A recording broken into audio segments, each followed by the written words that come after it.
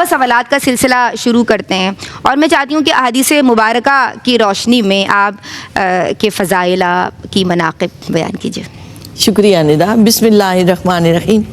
محمد رسول اللہ والذین معہ اشداء علی الکفار، صدق اللہ مولانا العظیم۔ تاریخ عالم، تاریخ اسلام کا ایک روشن اور درخشاں باب لکھنے والے مراد رسول، دعائے رسول سیدنا حضرت عمر فاروق رضی اللہ تعالیٰ عنہ کہ جن کی دعا یہ رہتی تھی اللہم ارزقنی شہادتا فی سبیلک واجعل موتی فی بلد رسولک، سبحان اللہ صلی اللہ علیہ وآلہ وسلم۔ اور یہ ہم سب کی دعا رہنی چاہیے۔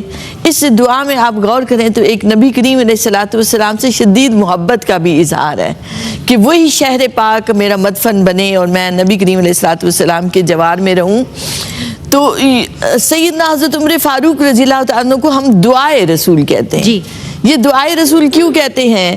دیکھیے حضرت ابراہیم علیہ السلام نے اپنے بیٹے کے ساتھ مل کر خانہ کعبہ تعمیر کیا، اور دعا مانگنے کا وقت آیا تو اللہ سے حضور کو مانگا، اللہ سے حضور کو مانگا کہ میری ذریت میں عطا کر دے، ربنا وبعث فیہم رسول۔ اسی طرح نبی کریم علیہ السلام دعا کے لیے ہاتھ اٹھا رہے ہیں اور آپ فرما رہے ہیں کہ اے اللہ عمر بن ہشام یا عمر بن خطاب میں سے ایک عطا فرما دے۔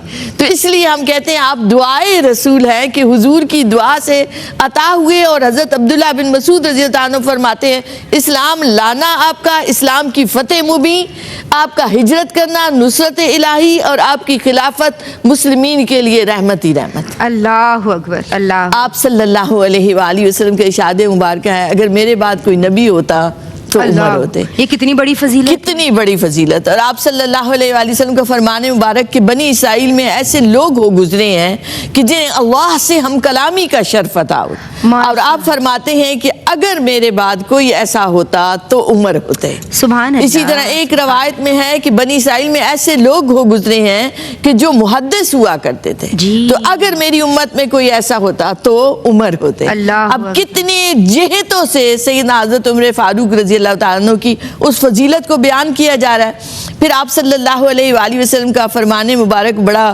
خوبصورت کہ آسمانوں میں میرے دو وزیر ہیں، ایک جبرائیل اور ایک میکائیل علیہ السلام، اور زمین پر میرے دو وزیر ہیں ابو بکر اور عمر رضی اللہ تعالیٰ عنہ۔ اور آپ صلی اللہ علیہ وآلہ وسلم مسجد میں داخل ہوتے ہیں ایک مرتبہ، اور آپ کے دائیں ہاتھ پہ سیدنا صدیق اکبر رضی اللہ عنہ ہیں، بائیں ہاتھ پر سیدنا حضرت عمر فاروق رضی اللہ عنہ ہیں، اور آپ کو صحابہ چشم اور گوش رسول کہا کرتے۔ چشم آنکھ ہیں اور کان ہیں کہ یہ دونوں جو ہیں آپ صلی اللہ علیہ وآلہ وسلم کے ساتھی، اس طرح آپ صلی اللہ علیہ وآلہ وسلم کی محبت میں فنا ہیں۔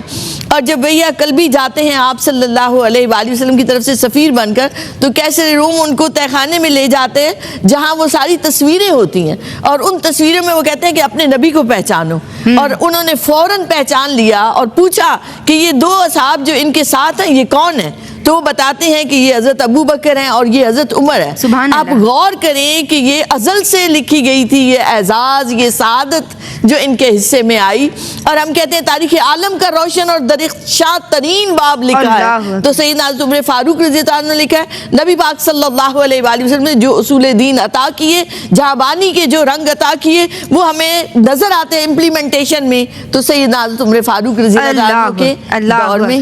اللہ اکبر آپا، نظام الہی اور نظام مصطفی کا جو نفاذ ہمیں نظر آتا ہے، آپا ہے سیٹ کے امپلیمنٹیشن وہ جناب حضرت سیدنا عمر بن خطاب عمر فاروق رضی اللہ عنہ نے فرمائی ہے۔ ایک بریک لے رہے ہیں، درود پڑھتے رہیے، حاضر ہوتے ہیں۔ بسم اللہ الرحمن الرحیم۔ جناب ہمارے ساتھ آپ کی پسندیدہ اسکالرز موجود ہیں۔ یہ پروگرام ہے سیرت حضرت عمر فاروق رضی اللہ تعالیٰ عنہ، اور بریک سے قبل کیا خوبصورت انداز میں آپ فضائل و مناقب عمر بیان فرما رہی تھیں۔ شکریہ ندا۔ دیکھیے سیدنا حضرت عمر فاروق رضی اللہ عنہ نبی کریم علیہ السلام کے مشیر خاص ہیں سیدنا صدیق اکبر اور سیدنا عمر فاروق رضی اللہ عنہ. اکثر ایسا ہوتا کہ بہت سارے ایسے مواقع پر جو سیدنا عمر فاروق رضی اللہ عنہ کی رائے ہوتی وہ اللہ کی طرف سے وحی بن کر آ جاتی. تو یہ بے شمار روایات ملتی ہیں. مقام ابراہیم پر نماز پڑھنے کا سیدنا عمر فاروق نے فرمایا جو وہی بن کر آیا. اسی طرح بدر کے قیدیوں کے لیے جو آپ نے رائے دی, اسی طرح پردے کے جو احکامات ہیں, شراب کی حرمت کے احکامات ہیں.